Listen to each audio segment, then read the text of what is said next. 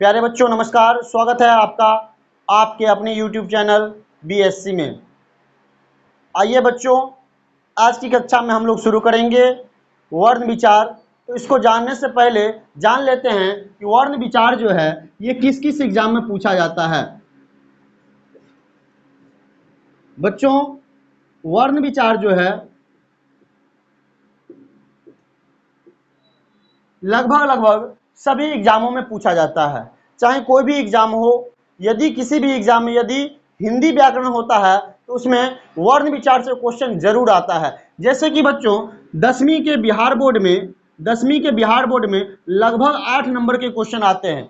आप समझ सकते हैं बच्चों, जैसे कि हम लोग जो हिंदी पढ़ते हैं, हिंदी में मैं स्पेशली अभी 10वीं क्लास का बात करता हूँ। 10वीं में हिंदी किताब जो होता है उससे और व्याकरण से, दोनों से क्वेश्चन आते हैं। किताब से आपका लगभग 45 नंबर का क्वेश्चन आता है और व्याकरण से लगभग 55 मार्क्स का क्वेश्चन आता है। ठीक है बच्चों, तो आप समझ सकते हैं कि व्याकरण कितना महत्वपूर्ण है। और इस 55 नंबर में से बाबू देखिए क्या होता है कि 8 नंबर का वर्ण विचार से, सिर्फ वर्ण विचार से ही लगभग 8 नंबर के क्वेश्चन पूछे जाते हैं हर वर्ष। ठीक है बच्चों, और इतना ही नहीं, देखिए 12वीं बोर्ड में, 12वीं का जो बोर्ड एग्जाम होता है उसमें भी लगभग 6 नंबर के क्वेश्चन पूछे जाते हैं। तो बच्चों आप इससे समझ सकते हैं कि आपके बोर्ड एग्जाम के लिए 10वीं हो या 12वीं हो, उसके लिए चैप्टर कितना महत्वपूर्ण है। वर्ण विचार से हर वर्ष 10वीं में लगभग 8 क्वेश्चन और 12वीं में लगभग 6 प्रश्न आते हैं। इतना ही नहीं बच्चों, ये जूनियर क्लास में भी 6, 7, 8, 9, 10, ठीक है, सभी में 11, 12 सभी में आते हैं। और इतना ही नहीं, जितने भी प्रतियोगी परीक्षाएं हैं उन सब में भी वर्ण विचार से प्रश्न आते हैं। तो बच्चों अधिक समय नहीं लेते हुए चलिए हम शुरू करते हैं। वर्ण क्या होता है? तो वर्ण वह मूल ध्वनि है, वर्ण उस मूल ध्वनि को कहते हैं, वर्ण उस मूल ध्वनि को कहते हैं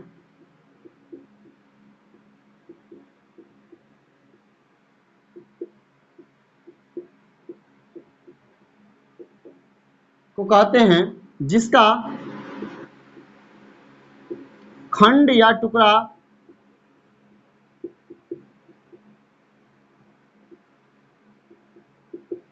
नहीं किया जा सके। तो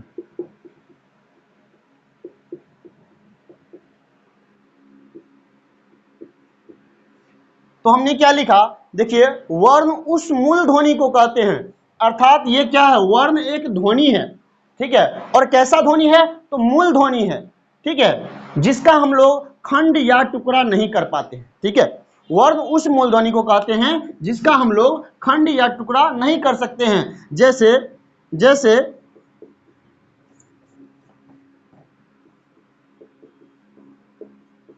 अ अ है, आप बताइए अ को क्या आप तोड़ सकते हैं इससे ज्यादा? अ एक मूल ध्वनि है जिसको हम लोग और ज्यादा नहीं तोड़ सकते हैं। आ, हर्ष ई, ए, क, प, म इत्यादि, इन सभी को हम लोग क्या कर सकते हैं? और ज्यादा तोड़ नहीं सकते हैं। यह क्या है? एक मूल ध्वनि है, ठीक है। यह क्या है? मूल ध्वनि है जिसको हम लोग और ज्यादा खंड नहीं कर सकते हैं। तो वर्ण उस मूल ध्वनि को कहेंगे जिसका खंड या टुकड़ा नहीं किया जा सकता है। बच्चों इसके साथ साथ हम लोग ये भी कह सकते हैं कि वर्ण जो है, वर्ण वर्ण भाषा की सबसे छोटी इकाई है। भाषा की सबसे छोटी इकाई को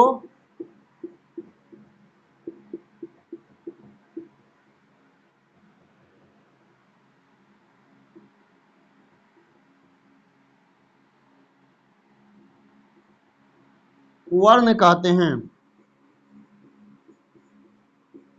बच्चों हम लोग वर्ण को इस प्रकार से भी परिभाषित कर सकते हैं कि भाषा की जो सबसे छोटी इकाई होती है, भाषा की सबसे छोटी इकाई को हम लोग क्या कहते हैं? वर्ण कहते हैं। हिंदी भाषा में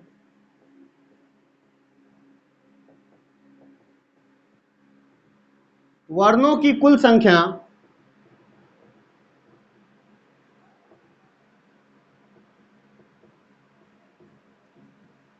यदि हमसे पूछा जाए कि बताइए हिंदी भाषा में वर्णों की कुल संख्या कितनी है, तो हमारा आंसर क्या होगा? हिंदी भाषा में वर्णों की कुल संख्या जो है बच्चों वो है 52।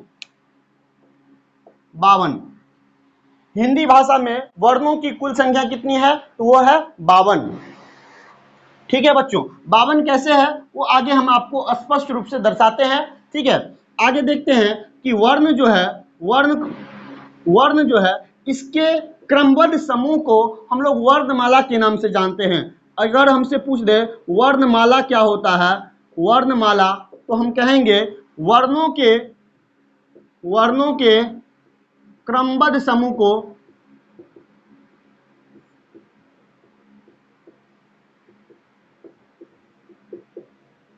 वर्णमाला कहते हैं।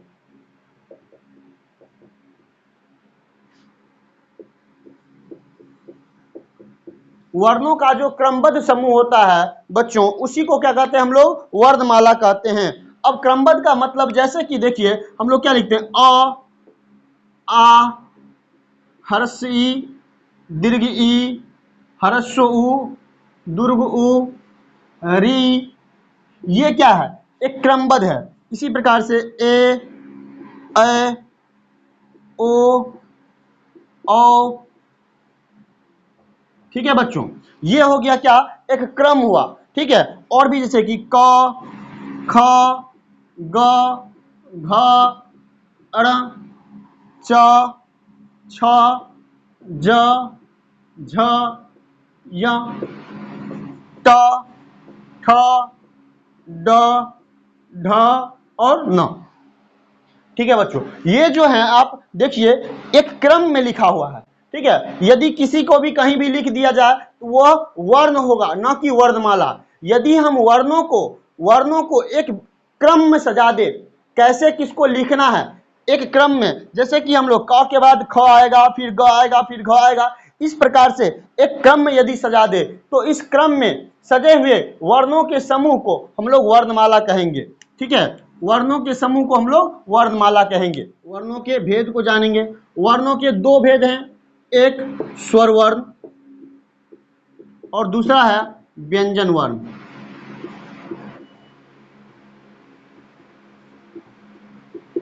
बच्चों वर्ण दो प्रकार के होते हैं, एक स्वर वर्ण और दूसरा व्यंजन वर्ण। स्वर वर्ण क्या होता है? तो वैसा वर्ण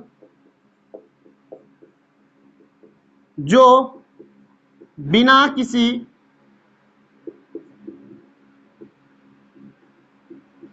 किसी वर्णों के सहायता से बोले जाते हैं। वैसा वर्ण जो बिना किसी वर्णों के सहायता से बोले जाते हैं उसे स्वर वर्ण कहते हैं।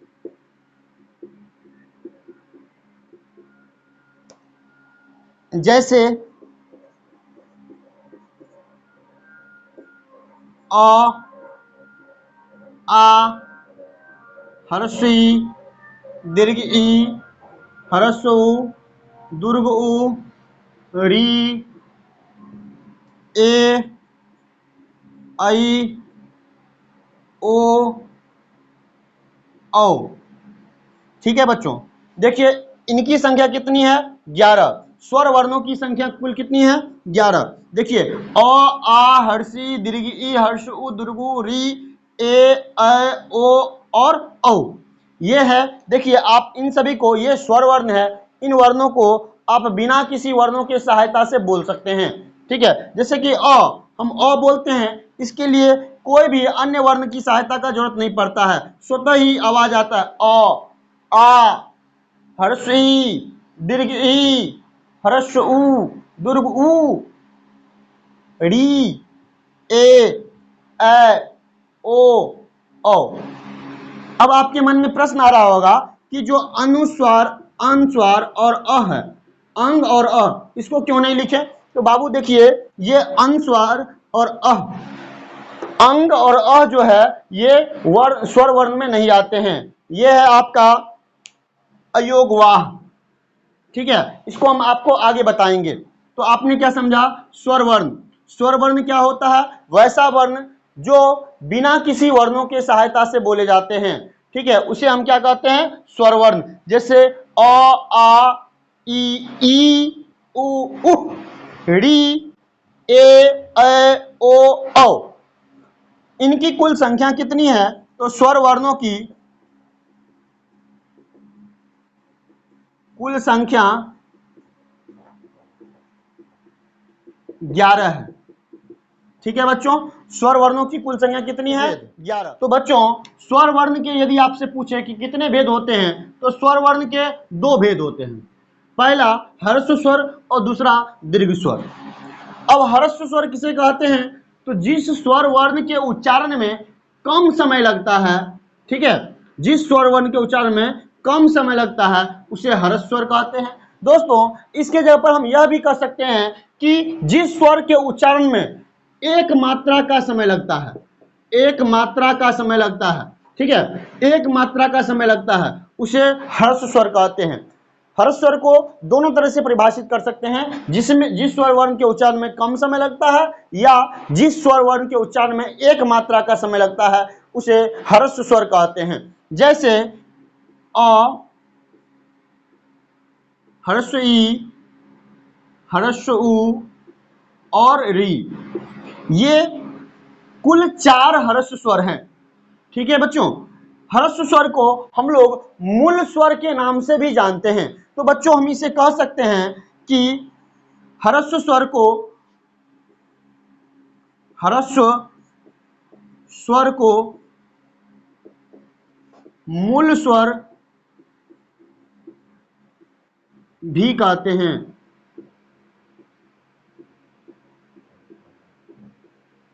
बच्चों, यदि हमसे क्वेश्चन पूछे कि बताइए मूल स्वरों की संख्या कितनी है, यह प्रश्न बार बार सभी एग्जामों में पूछा जाता है। कई बार यह प्रश्न आया है कि बताइए मूल स्वर कितने हैं, मूल स्वर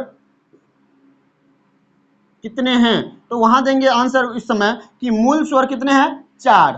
अ, ह्रस्व ई, ह्रस्व उ और री। तो मूल स्वर की कुल संख्या कितनी है? कि कुल संख्या, आंसर होगा आपका 4।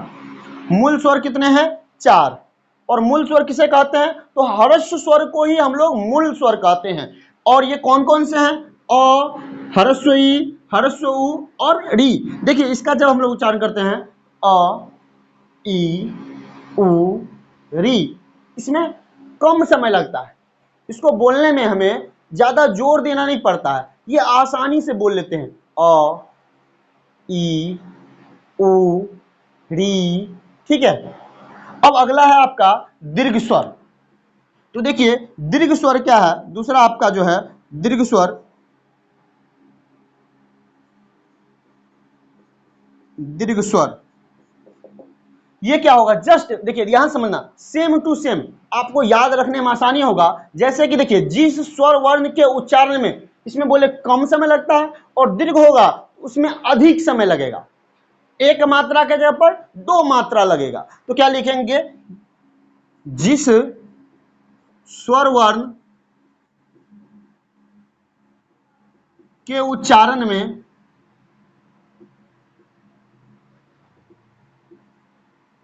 अधिक समय लगता है।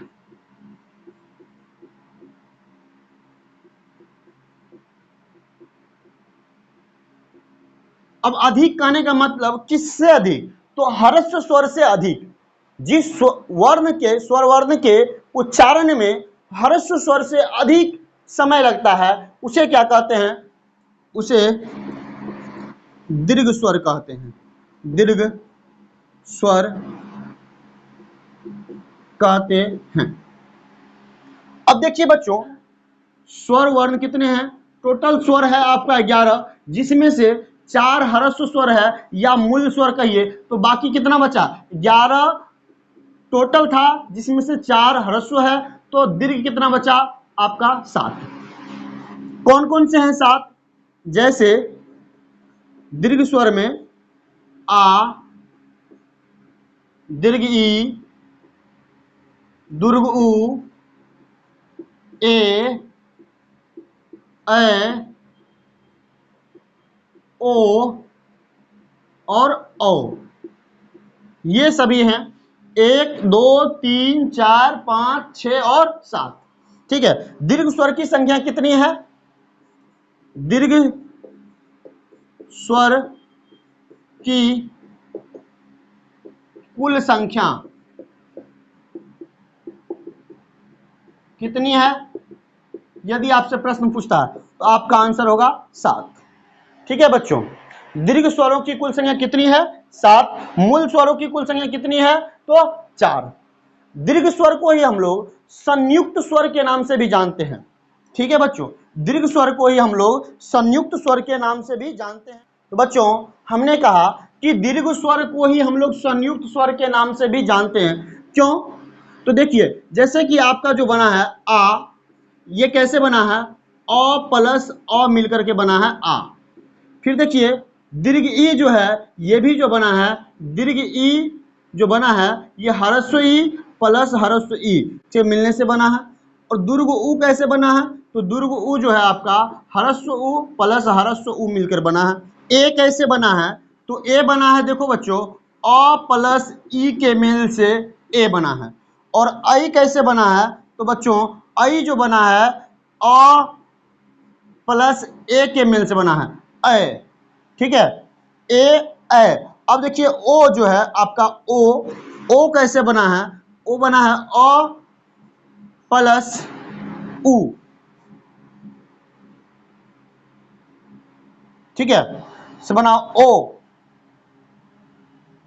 और उसके बाद ओ कैसे बना है?